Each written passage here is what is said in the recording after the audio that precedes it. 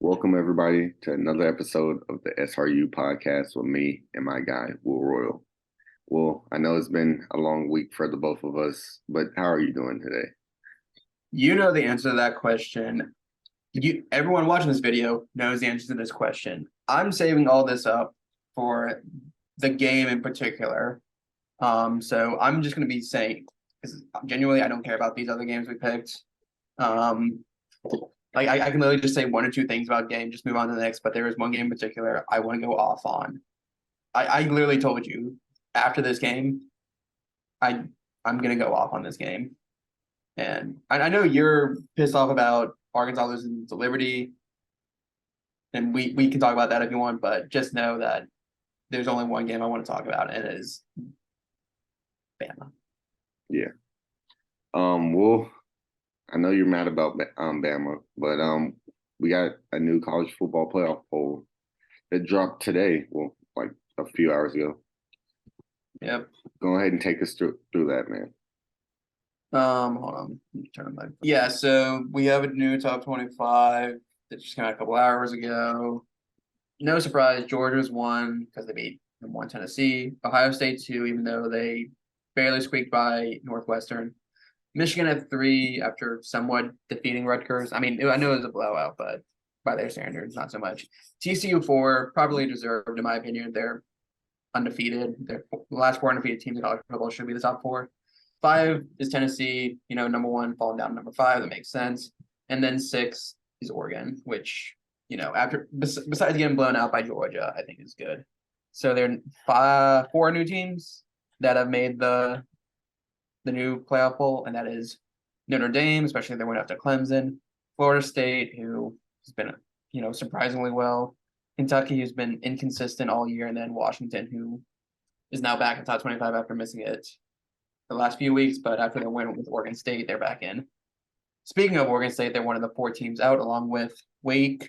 We'll talk about, or let me say, you'll talk about that because, again, don't want to discuss these games too much.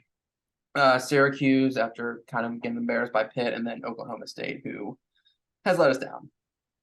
Spencer Sanders was out that game, and that didn't really help their case. So, we have about 3-ish weeks left of college football. Conference championships are coming up. What surprises do you think we'll see between now and the end of the month?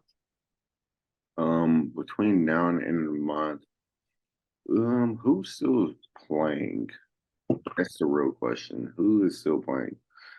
Um, we could Oregon could make it in if when Ohio State plays.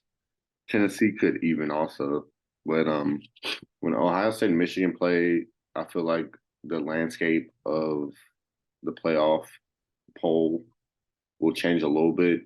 Um, and honestly, both of them could still make it, depending on how other teams lose. Tennessee still has a chance of making it just because of that game. But other than that, I don't really see any big jumps. We could see a USC or LSU make it up there or make a push to be in it if they beat Oregon in the Pac-12 championship. But other than that, I don't really see anything else. Will, how do you feel about the teams on the outside looking in? Definitely, I think Tennessee is, I think, now ruled out for the state championship, so they kind of have a harder path to get in. Oregon, I think if they win out, they have a good shot because either Ohio State or Michigan are making it because one of them has to miss the Big Ten championship. So I think we could see one of those teams get in, but who knows? There's still plenty of football left to play. Yeah. Well, I feel like the loser of Ohio State Michigan game would be in the same boat of Tennessee, just because they're not in a conference championship, but they are if it happens. Both teams won out, and they're just trying to see who has the best, I guess, resume. And Tennessee, they have a pretty good resume just because they beat Alabama.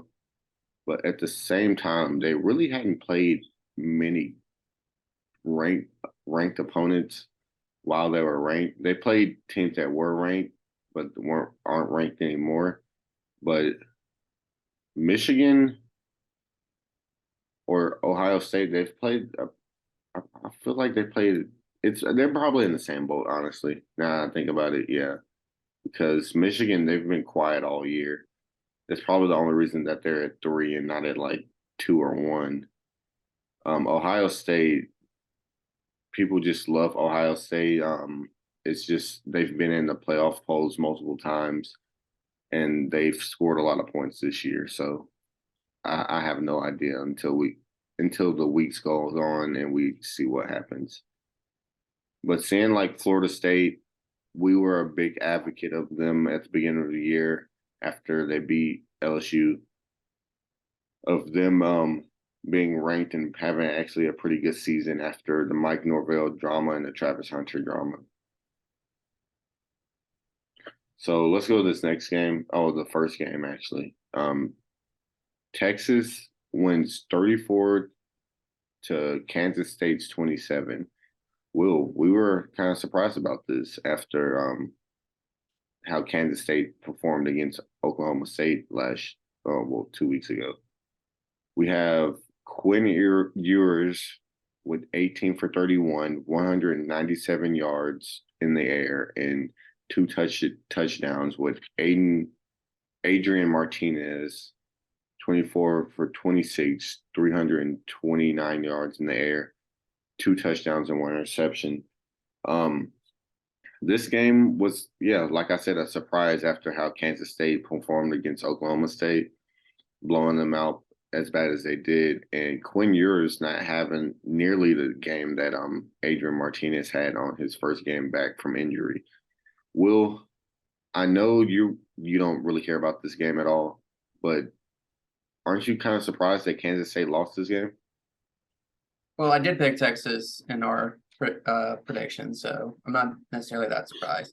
I am kind of surprised that they did bring in Adrian Martinez back after who was their last quarterback? Will Howard.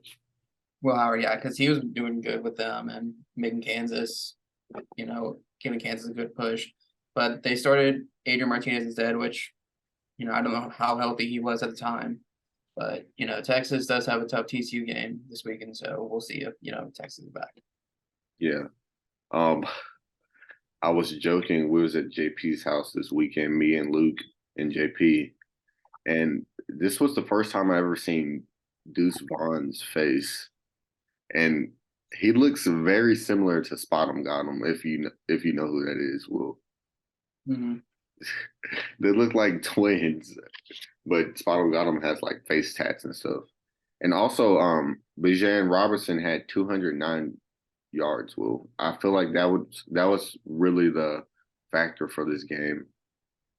Him, that's what kind of had me a little shaky picking Kansas State, just because Bijan Robinson is so good on the ground and had a pretty good season, and it showed out that he had a better game between the two running backs, Deuce Vaughn and Bijan Robinson. So we'll take us off with this next game. Yeah, Wake Forest traveled to Raleigh, lost to NC State 30-21. Sam Hartman, your boy, went 29-48, 397 yards, two touchdowns, three interceptions. MJ Morris had a more quieter game, 18 for 28, 210, three touchdowns. Surprised, I was actually kind of surprised that NC State won this because they were without Devin Leary, but they got the job done, and Wake Forest is now in the top 25. Your thoughts? Um, this was very surprising to me, just because Wake Forest has been a pretty decent team this entire year. They're 6-3 at the moment now, and they're not in the rankings anymore. I could see them making it back in.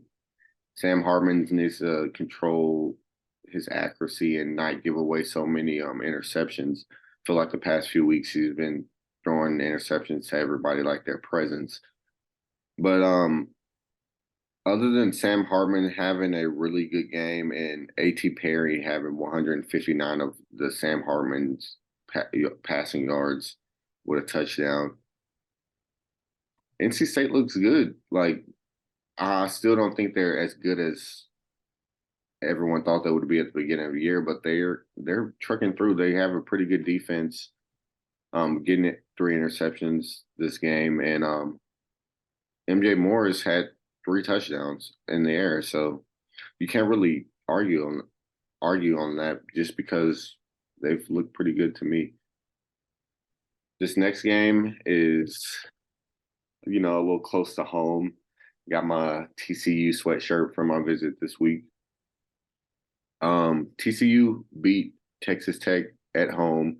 Max Duggins didn't have the he had a good game, but he hadn't had a game that he's had all year that he's shown the country. Um, Let me get to the stats. So Max Duggins had 12 for 23, 195 yards with 2 touchdowns, no interceptions, no none of that. Against Donovan Smith's 7 for 10, 79 yards with 1 touchdown. TCU just made it into the college football playoff top 4, and all they have to do is keep winning, and the playoffs is theirs for the first time. It is very controversial in the Fort Worth area that TCU should have already been in the playoff poll back when it first started. I'm pretty sure they lost out to I forgot who it was. Do you remember, Will? Wait, who? When it was like the first, I feel like the first year or the second year, TCU was like right the outside looking in. Yeah, it may have been. I want to say Baylor. No, Baylor hadn't been in the playoff poll. I feel like TCU were undefeated and they just didn't have the resume to make it in. Yeah. This was the first one.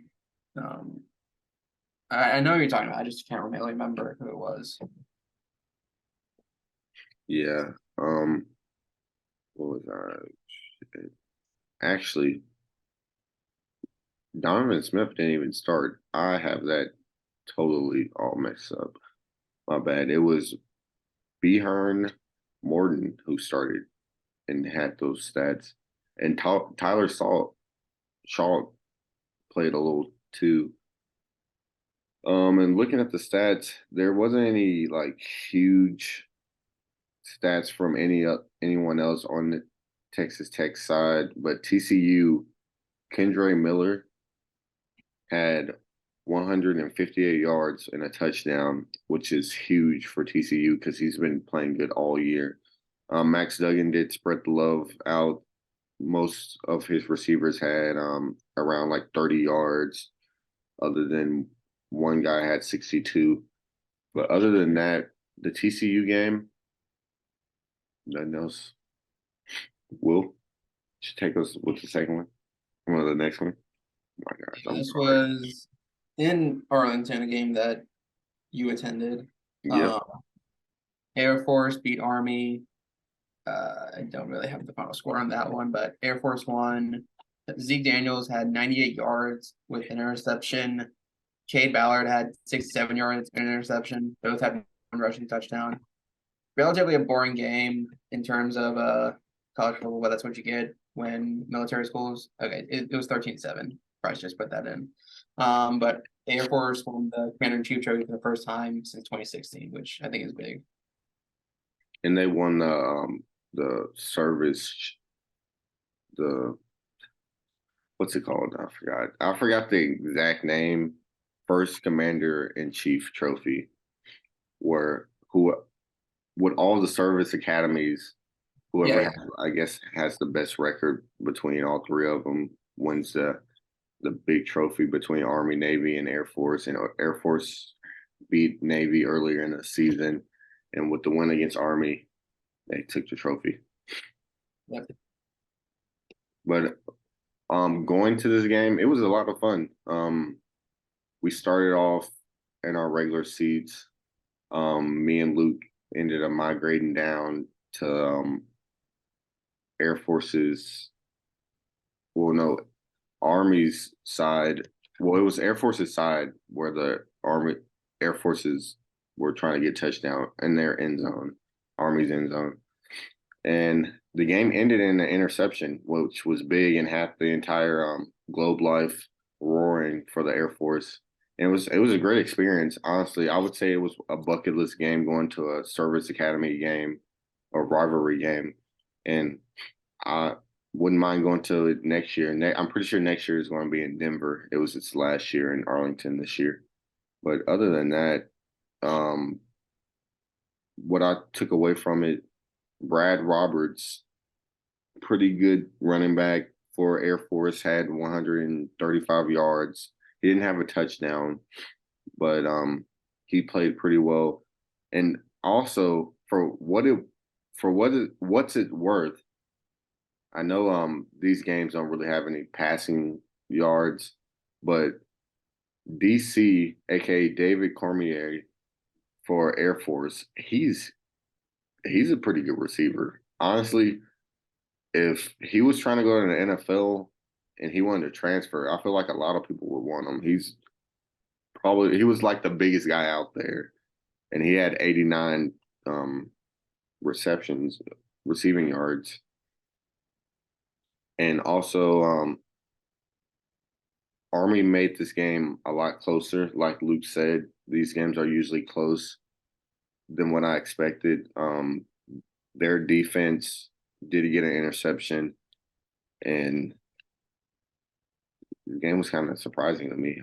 I had fun. I will probably have some pictures, and I don't know if I have anything else from that game, but I have some picture, at least a picture of it at the end of the video.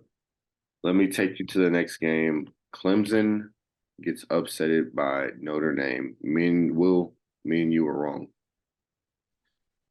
Clemson was not going to win this game. I feel like you probably thought this would probably be a great game to get 2 games ahead of me. I don't know if you thought that or not, but let's talk about this game a little bit. DJ Ungalale went 27 for 39, 191 yards, and 1 touchdown and with 1 interception. To Drew Pines, 17 attempts for 9 complete catches with 85 yards, 1 touchdown, and 1 rushing touchdown. Will, how do you feel about this game? I mean, good for Notre Dame. They had a really slow start to the season. We weren't sure if Marcus Graham was the guy. They turned it around and probably one of the biggest wins Notre Dame has had in years, knocking off Clemson, most likely out of the playoffs because ACC doesn't really have that much of a competition. And so Clemson's only shot was going undefeated, and that's gone. Yeah. What was the score? This game was 35-14. Yeah, What you say? it was ugly. Yeah, it did. I feel like Notre Dame had the momentum from the beginning of the game to the end, and they've shown that Clemson were frauds this year. And DJ Ungalale just he probably isn't the answer for Clemson. I wouldn't be surprised if he transfers. Cade Klubnik is right behind him, but I feel like if Cade Klubnik got a full game under his belt, he would probably show everyone that he should be the #1 QB for Clemson for the rest of the year. Let me give you one more stat with Logan Diggs had 114 yards for Notre Dame on the ground, and they also had another 100-yard running back with Audric Estin. So it looked like the run game was the thing, Clemson's kryptonite. Will. Yep. All right, now let's go to this last game. Oh, well, not the last game, second to last game. The game Will's been waiting for, given his dry comments all podcast. Will take us off with this game. Yeah, you see, I was saving my voice for this one because where do you want me to start?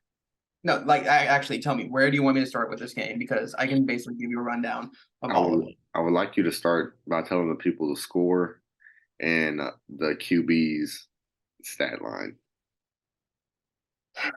LSU beat Alabama 32-31 in overtime. Bryce Young, my king. I'll talk about his stats in a second. Jalen Daniels had went 22 for 32, 182, 2 touchdowns with a run rushing touchdown. Bryce Young, who about a month ago had a really bad shoulder injury against Arkansas. You remember that game? We didn't expect him to come back. That's why I sat out the A&M game. Our idiot brain, or idiot offensive coordinator, a brain this size, name of Bill O'Brien, decides to throw the ball over 50 times on Saturday. 51 times. Yes, he had 328 yards with a touchdown and an interception. And you know where that interception was? In the end zone from the 2-yard line. We could have just ran in the ball. The fact that we couldn't even run down the clock again. We did not learn these mistakes from Tennessee. We were trying to run down the clock, but no, keep passing the ball. Not only that, we went for the two, not once, but twice. So we can kind of try to curtail ties with LSU. And guess what? They failed both times. Why is Bill O'Brien still at Alabama? Why is Pete Golden still at Alabama? We are choking so badly on the road. So much so I don't even have confidence in our game with Ole Miss on Saturday. Give me a second. I need to think. Like my brain is starting to fry. All right. I'm gonna take the reins from Will right for a second. Before I have an aneurysm. Yeah, and we'll give it right back to him after I give my experience with this game.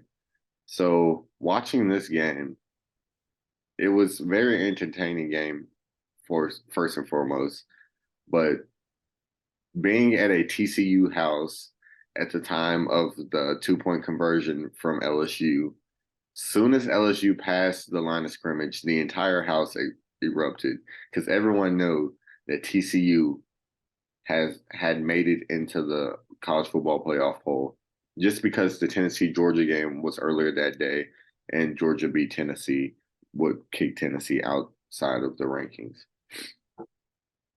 But watching this game, it showed us that Alabama isn't I wouldn't say they're falling off, but they aren't the big dog anymore.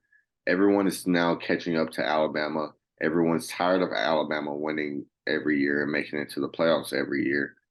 And it's a new era of college football where it's more balanced as we've seen for the entire year. You don't know who's going to be here at the end, but you have a pretty good idea what it might look like. I like this brand of college football, this era of college football. I did tell you this at the beginning of the year. I'm tired of seeing the same few teams in the college football playoffs. That's why everyone wants to expand it. But it's showing that not always the same team will be in the college football playoffs. You still have your Georgias, your Ohio States, and your Michigan, but under those three teams I just named, there's two new teams that we hadn't seen in college football playoffs, and then we have Oregon, who's been in the first college football playoffs and hadn't been in it since.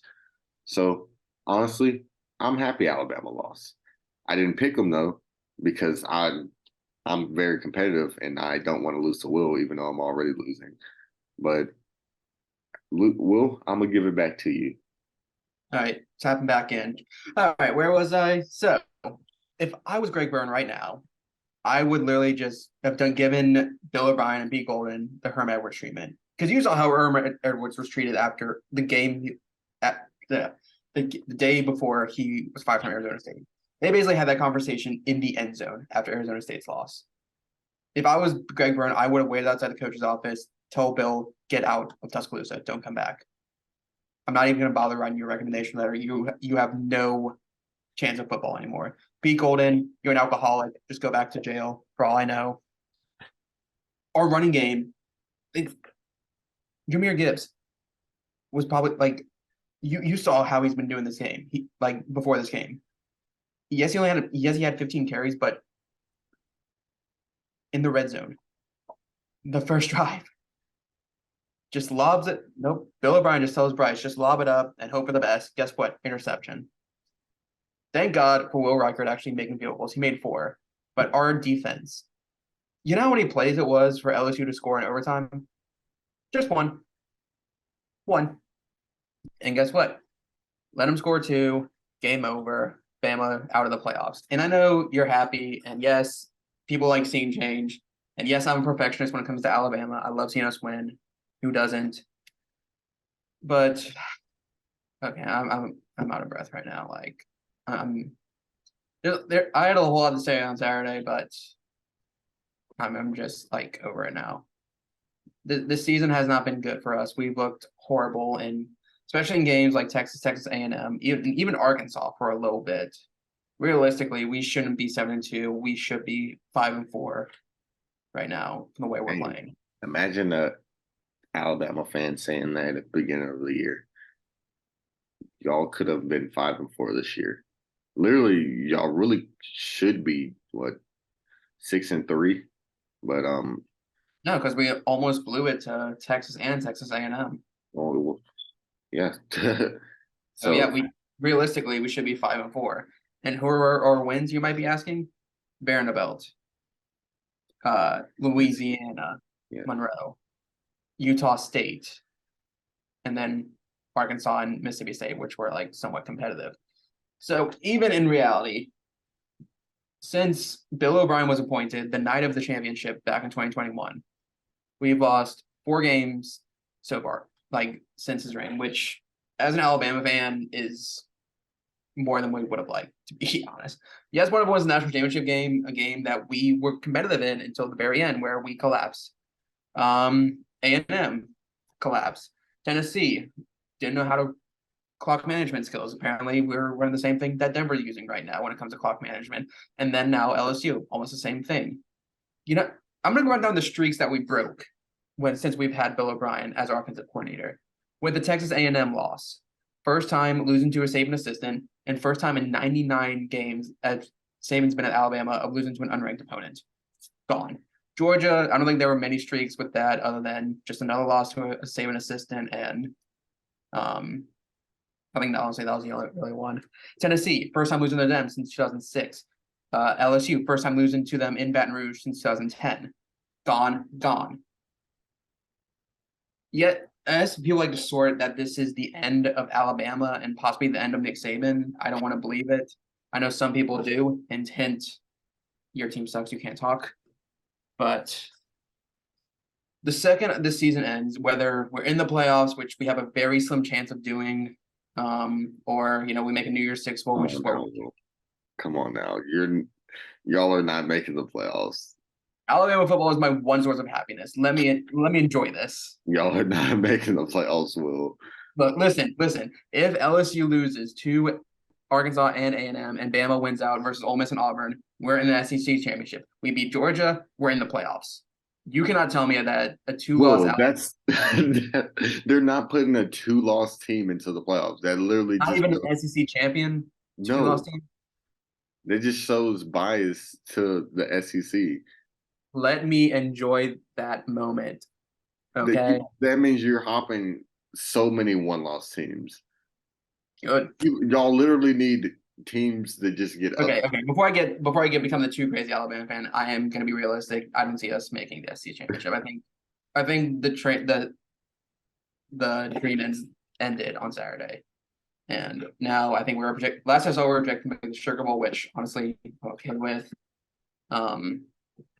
But the season has been such a total train wreck with Bill O'Brien and Pete Golding.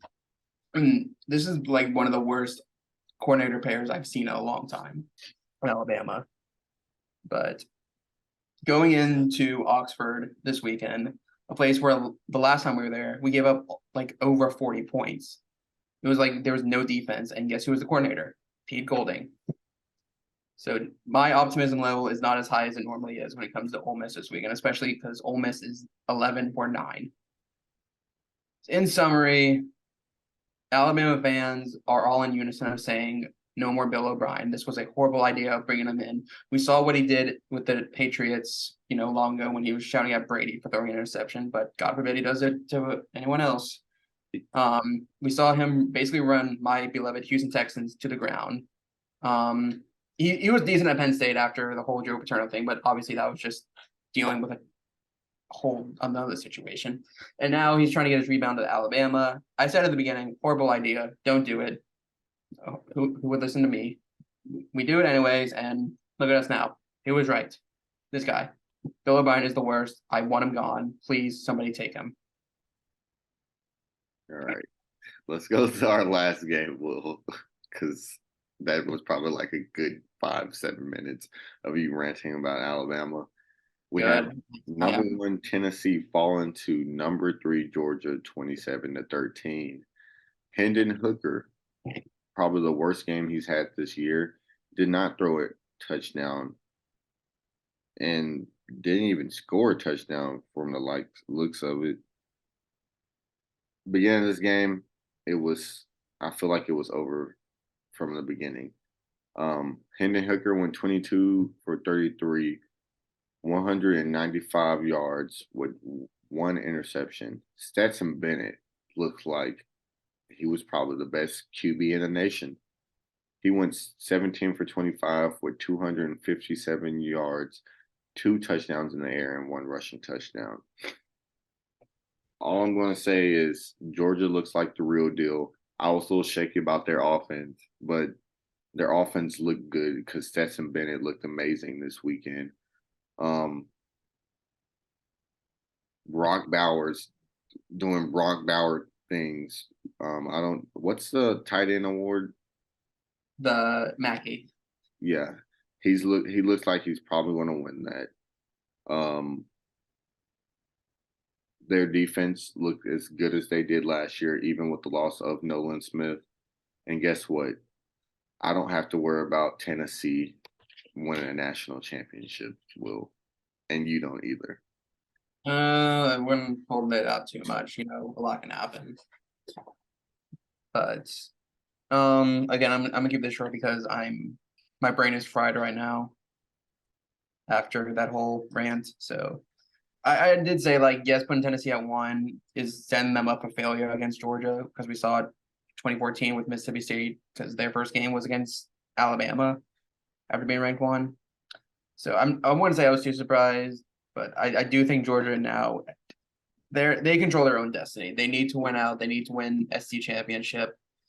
I mean, they're basically a lock at this point, just from the way they're playing. Yes, they've had a little shakiness, but I think Georgia at this point controls their destiny, and it'll be interesting to see how they do in the playoffs, because they're basically going to have home field advantage if they remain number 1, because the number 1 team picks which playoff site they're at, and this year it's either Atlanta or Glendale, and if Georgia would be dumb not to pick Atlanta.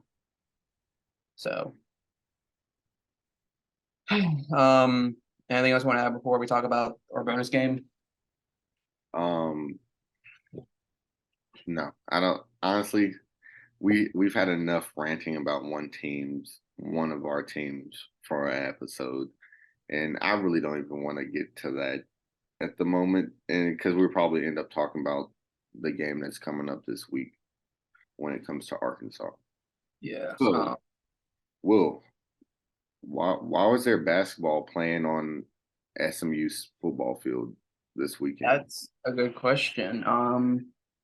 When I saw this stat, I could not believe it. The game we're talking about is SMU absolutely defeating Houston 77-63, which looks like the basketball score. This almost looks like the basketball score like we saw in Memphis versus Vanderbilt last night. Tanner Mordecai had 9 touchdown passes. And he had 7 just in the first half. Yeah. This was the most points scored in a single college football game. I think it was like 133 the total. Wait, let me do the math. 140. 140, yeah. 140 points were scored in this game. And I'm looking at this article right now. At point of reference, Houston men's basketball beat SMU 75-61. So this basically is a college basketball game. SMU put on an absolute clinic of a game. And if I can find the stats, that would be, here we go. Yeah, Tanner Mordecai went 28 for 37, 379 yards, 9 touchdowns, 0 interceptions. Oh, and he also had a rushing touchdown too. Yeah. It has to be some type of record. No, it's the most points scored. I'm just talking about like a quarterback record. 10 touchdowns for one quarterback. It has to be some type of record. Yeah. And then Chandler Tune had 527 yards with 7 touchdowns, 3 interceptions. And yet he still has an 89 over QBR. Oh, and Tune also had 1 rushing touchdown as well. Yeah, So that's just crazy to me, man. How did the losing quarterback have more yards than the winning quarterback? And speaking of him having like 10 touchdowns, this man only had 379 yards with 10 touchdowns.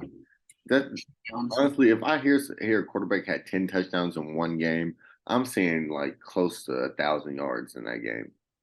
Total yeah, yards from the quarterback. What, he my only had like 400 total yards? hold on, let's see if I want to pull up team Yeah, stats. he had 379 passing yards and 54 rushing yards.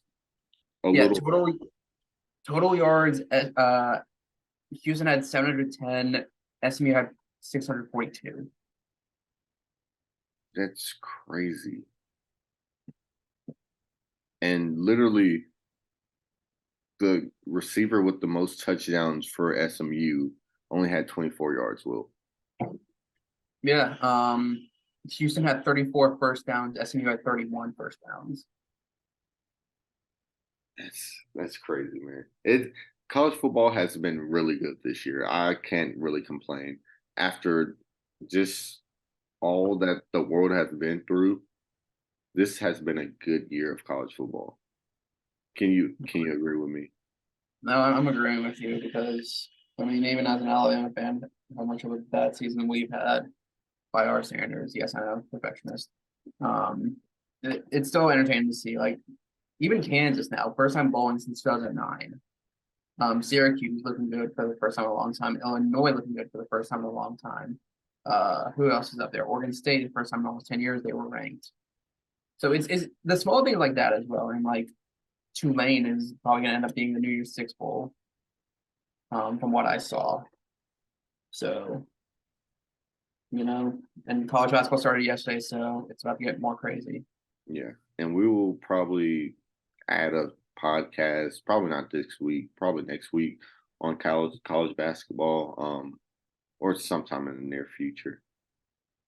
But hey, Will, had a nice time talking to you about college basketball today. I mean, Yeah, not basketball, football today. thank you for being my therapist when I talk about Alabama. Hey, I'm here to listen, man. I'm just here to listen. But I will catch you Thursday for when we talk about this week coming up. And also we will have a special guest, Cooper Neal from the Hampton Sports Podcast.